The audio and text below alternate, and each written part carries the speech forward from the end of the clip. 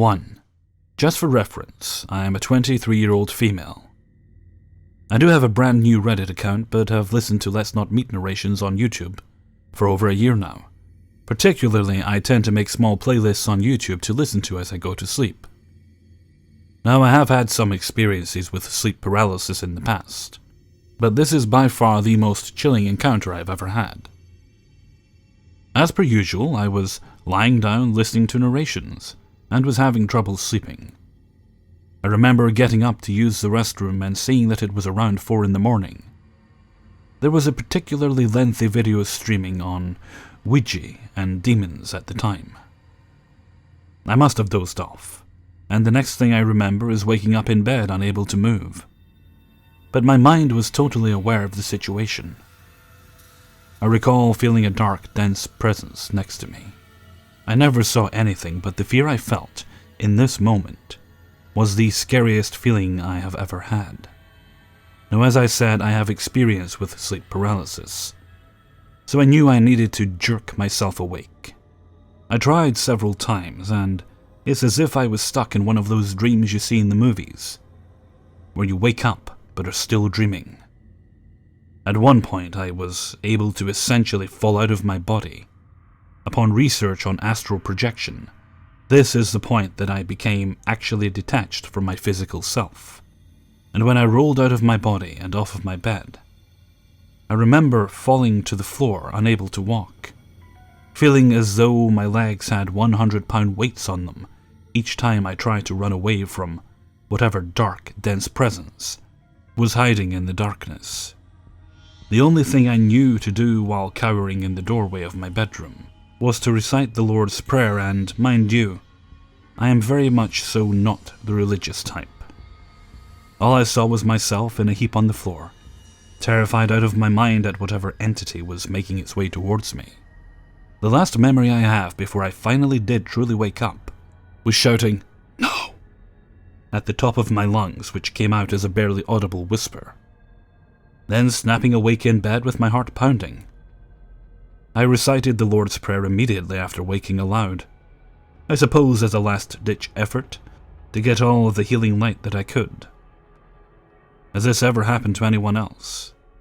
I did light research on the subject, and found that there are instances of energy-draining beings hanging around, and beings that attempt to keep you from going back into your physical body. Was this a demon? A vivid bad dream? Any feedback would be helpful, guys. Thanks for listening. 2. Not too long ago, I was messaging my friend on the Facebook Messenger app. We were having a random conversation, and I brought up one of Hellfreezer's videos and told her to check it out. After she watched it, she said that she was thinking of sending him an experience that happened to her. I asked what happened to her, and she replied with the following story. She told me that one day after school she got a text from her mum telling her that her Aunt Jackie would be looking after her for a bit, and that she would pick her up later. Zoe, my friend's name, thought nothing of it and proceeded to her house. When she arrived, her auntie wasn't home to pick her up. She didn't find this unusual because she assumed she was either picking up her cousin from school or that she'd still be in work. After about 45 minutes of scrolling through Instagram, Zoe realized that it was 4 p.m.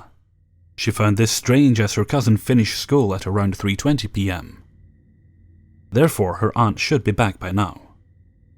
Another hour passed, and she eventually got a call from her auntie, telling her that she would be picking her up soon, and that she was just taking Zoe's cousin to her swimming lessons.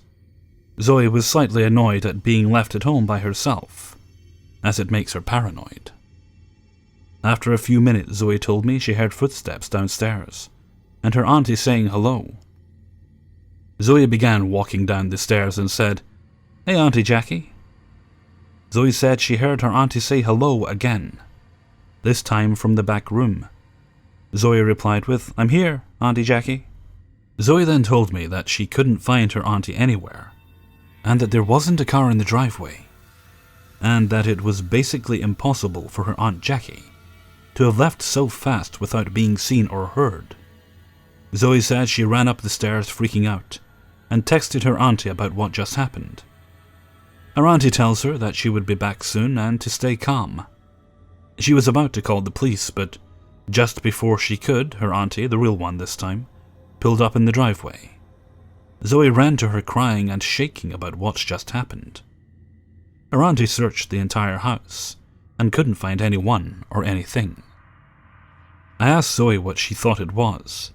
She says she has no idea, and that the voices were far too clear to have been imagined. She also told me that whenever she goes into the back room that the footsteps lead to, she always feels super paranoid and feels as if she's being watched. She says barely anybody she tells this to believes her, not even her own parents.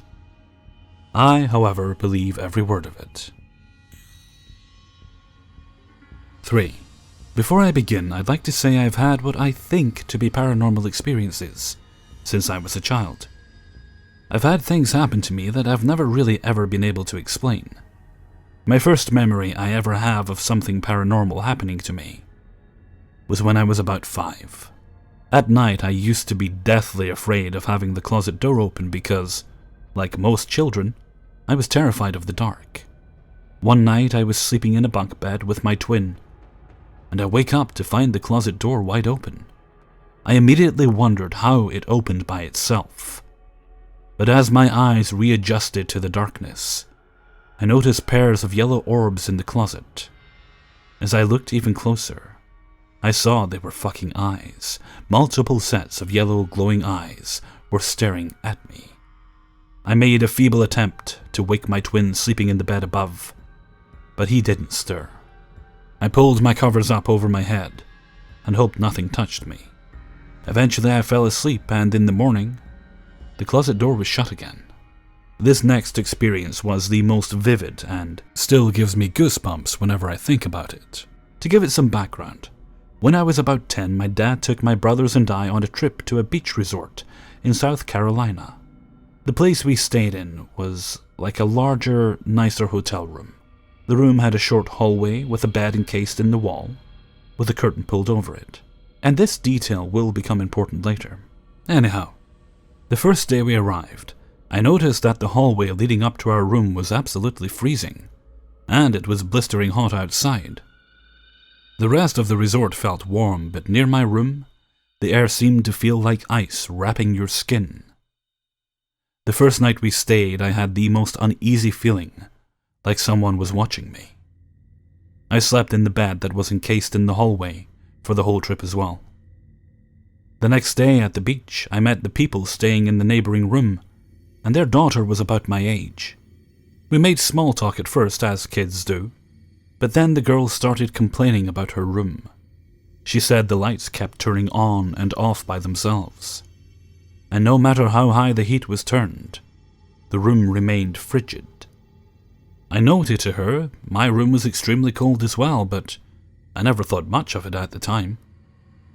Couple days went by like the first one, but one day my father was telling me something in the hallway. I faced him while he spoke, and after he finished, I turned around and choked on my breath. In front of me, a small boy stood with his head tilted down.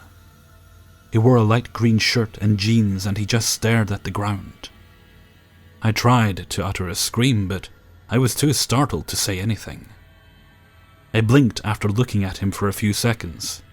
When he disappeared, I knew my dad didn't see him, or else he would have said something, obviously. For the rest of the day, I felt scared to stay in that room and was extremely paranoid.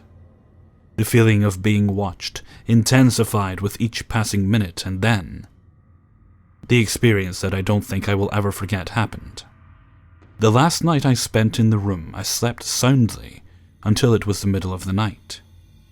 The curtain was pulled over my bed, and all of a sudden, my pillow was yanked out from under my head and pulled through the curtains and flew across the hallway.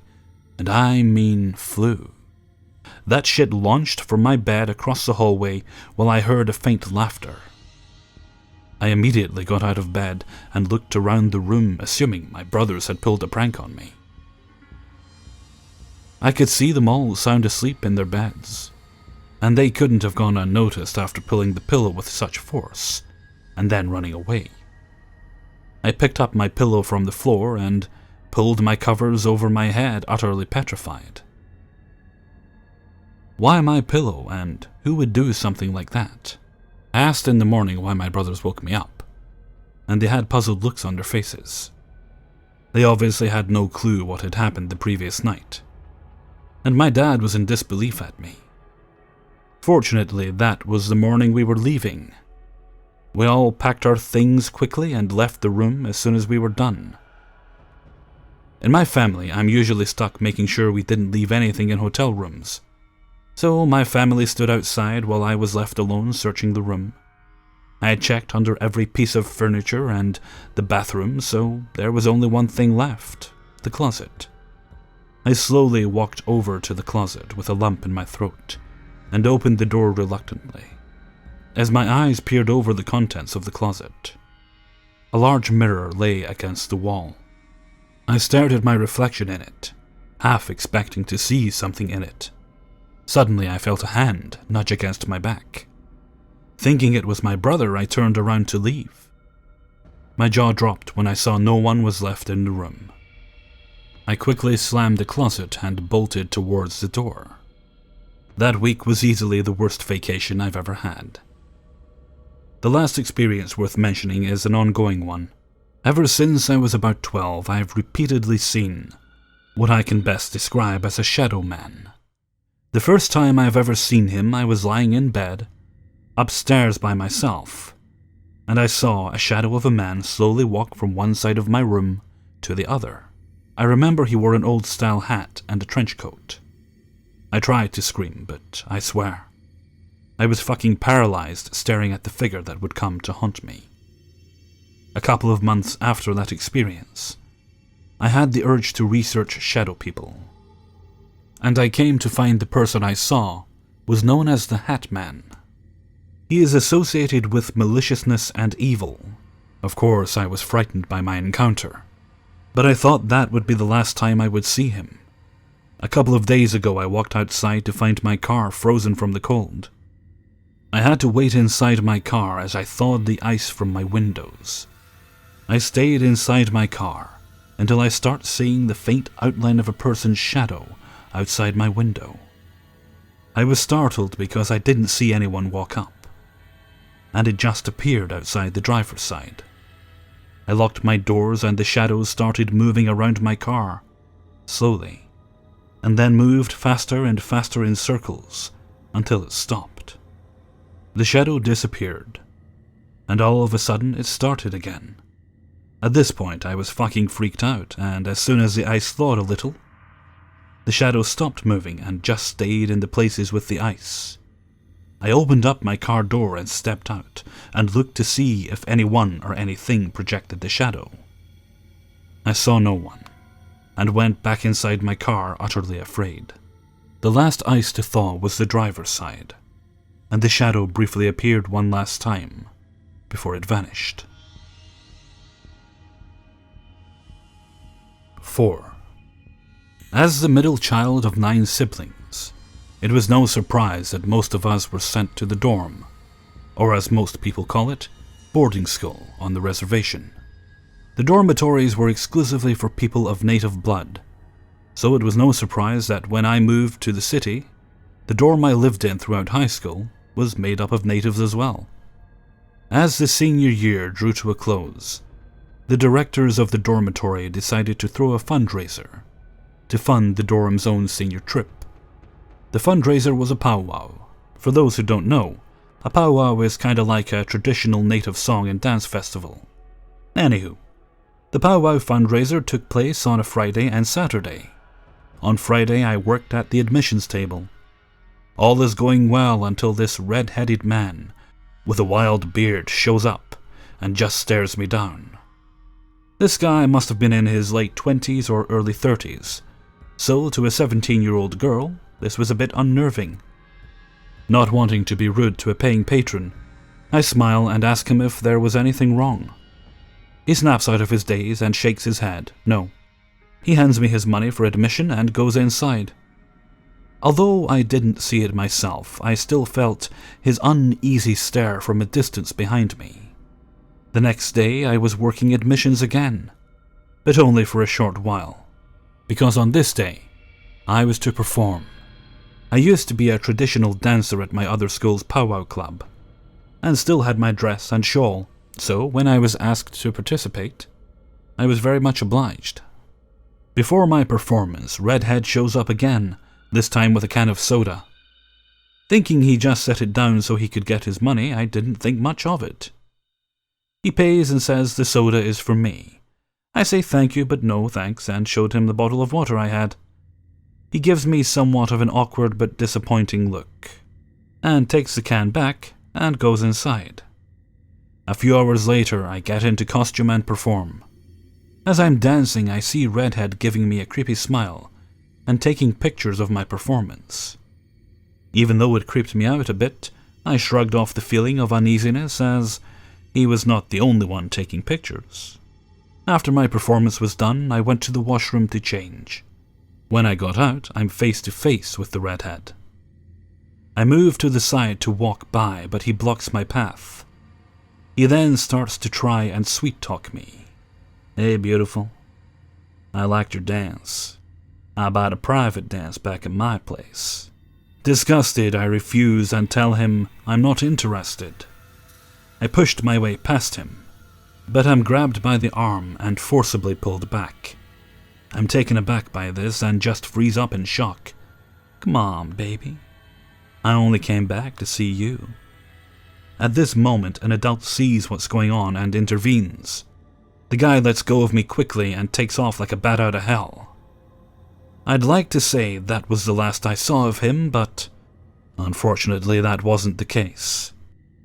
A few weeks after graduation, I'm out and about job hunting around the city, and lo and behold, across the street, I see Old Red and he sees me.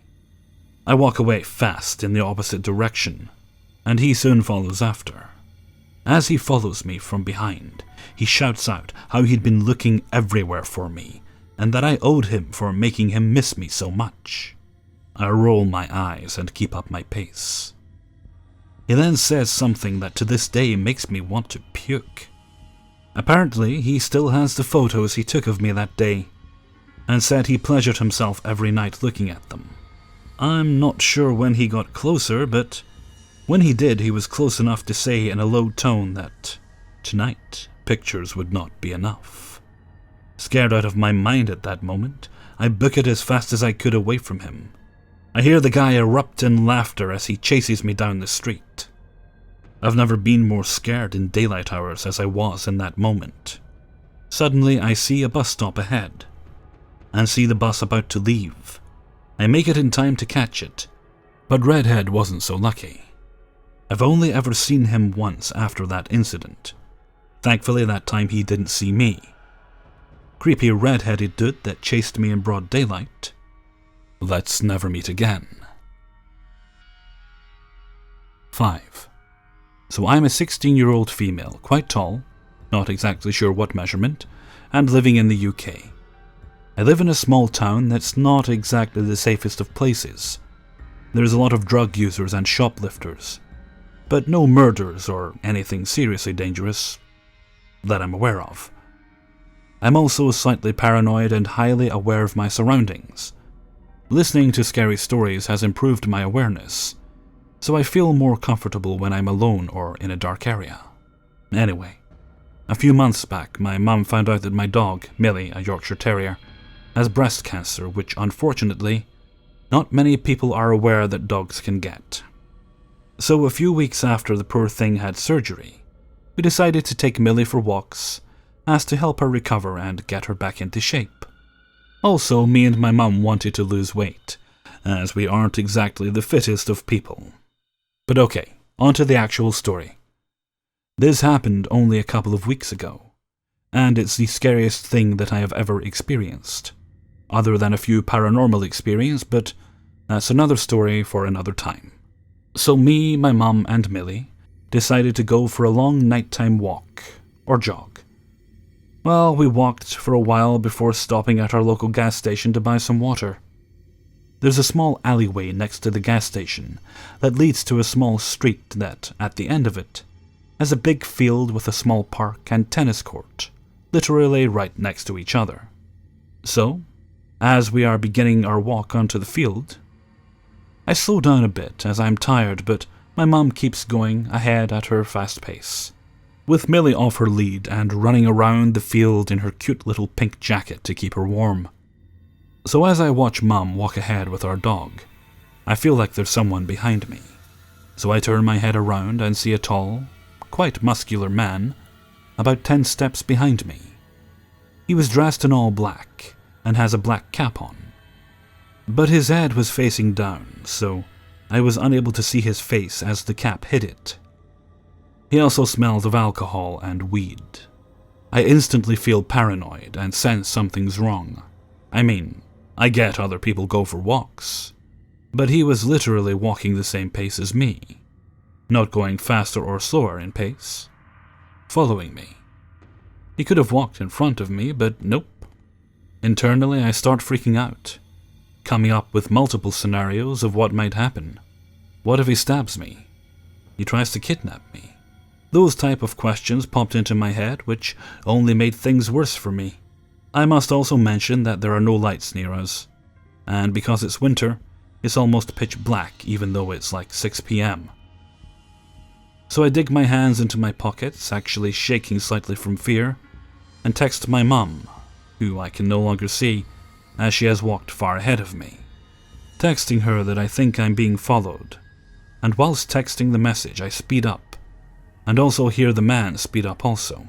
I turn on the torch on my phone so I can see where I'm going, but turn around, and the light from my phone's torch catches something shiny and metallic in the guy's hand.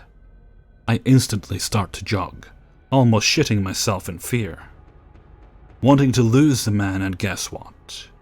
The man started to jog too. I was desperately trying not to cry of fear.